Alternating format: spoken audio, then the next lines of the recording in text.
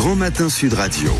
La vie en vrai. Et on se rend du côté de la Corrèze, en Nouvelle-Aquitaine, retrouver un éleveur de veaux. Bonjour Laurent Boisset.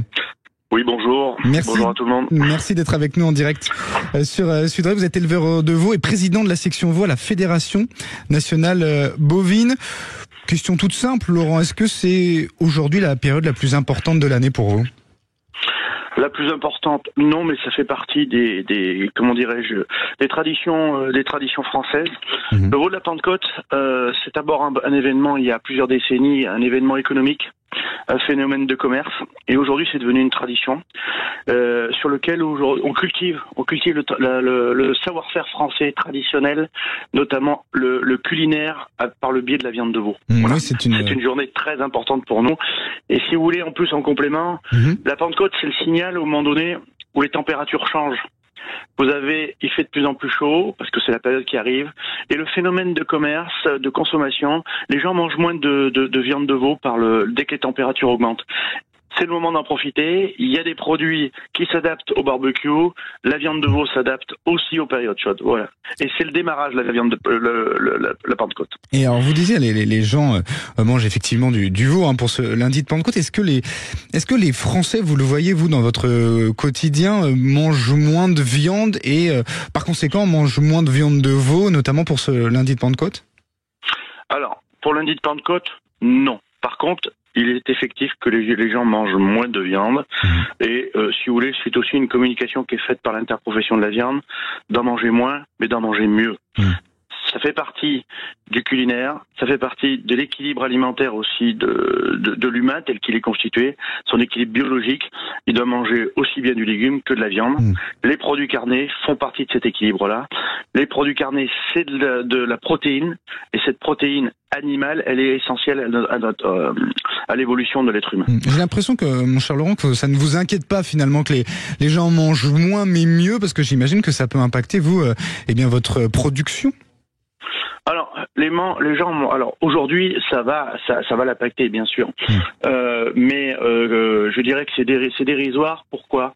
Parce que dans la communication, si on reste correct, si vous voulez, sur cette communication, il y a de plus en plus d'êtres humains sur Terre. Donc il faudra toujours nourrir ces gens-là. Et que même si à l'instant T on arrive à une érosion de cette consommation, sur l'avenir, on prend tellement en compte, si vous voulez, aujourd'hui, dans l'élevage, tout ce qui peut être en bien-être animal et environnement, qu'on va donner confiance aux consommateurs pour aller manger de la viande, mais de la viande en la mangeant mieux. Voilà. D'ailleurs, en parlant de manger mieux, c'est aussi manger une viande qui est mieux traitée. Je parle de ça puisqu'effectivement chaque année on parle de ces polémiques, notamment sur les méthodes d'élevage. Laurent Boisset, notamment sur l'engraissement de certains veaux. Effectivement, vous avez des éleveurs qui sont moins regardants sur ça que d'autres. Est-ce que vous êtes très préoccupé de cette question-là du bien-être animal, Laurent Boisset ? Alors, bien sûr. Ça fait partie des sujets majeurs que l'on a à l'interprofession à Interbev à Paris et nous éleveurs aussi. Moi, je vais vous dire, je suis un éleveur qui est hors cadre familial. Je n'ai pas de parents ni grands-parents agriculteurs. Je l'ai fait par vocation. J'ai des veaux de boucherie et j'ai aussi des vaches limousines où je fais produit de la viande rouge. Si vous voulez, le bien-être animal, la conception des bâtiments d'il y a déjà 20 ans, nous sommes aujourd'hui sur des animaux qui vivent en liberté, qui ne sont plus attachés comme à l'époque, des animaux qui sont à la lumière. Il est impératif dans la normalisation d'un bâtiment que l'on puisse lire sans lumière dans un bâtiment. Est-ce que c'est le cas, est-ce que c'est le cas vraiment partout ? Alors j'imagine que vous c'est votre cas et que le bien-être animal est très important pour vous, mais est-ce que vraiment les Français, quand ils achètent leur viande, que ce soit du veau ou autre, sont sûrs que la viande est toujours, en tout cas l'animal a toujours été bien traité ? Complètement, et je vais vous dire, aujourd'hui vous avez un événement qui est fait par l'interprofession, qui était le Made in Viande, et aujourd'hui ça fait partie. Alors il y a une petite évolution sur cet événement-là, il est national, et les éleveurs ouvrent leurs portes. Il faut regarder dans les régions françaises où ça se passe, se renseigner sur Internet, sur le site d'Interbev, et vous allez avoir des gens qui ouvrent leurs portes et qui vous font voir exactement aujourd'hui comment est fait l'élevage. Nous sommes partis d'une normalisation qui a été imposée, européenne déjà depuis plus de 20 ans, et nous respectons précisément toute cette réglementation sur le bien-être animal. Est-ce que, Laurent, finalement, vous en voulez à certaines associations de défense des animaux qui, on le voit chaque année sur les réseaux sociaux, partagent ces vidéos d'exploitation qui malheureusement ne respectent pas souvent les règles et le bien-être animal. Est-ce que ces campagnes finalement, pour vous c'est contre-productif et vous mettent en colère, ou finalement c'est une bonne chose? Il faut aussi de la transparence sur certains sujets. Alors, déjà, je vais vous reprendre sur le mot souvent. Ça l'est de moins en moins, justement grâce à ces gens-là. Moi, ces gens-là ont permis de faire évoluer les choses.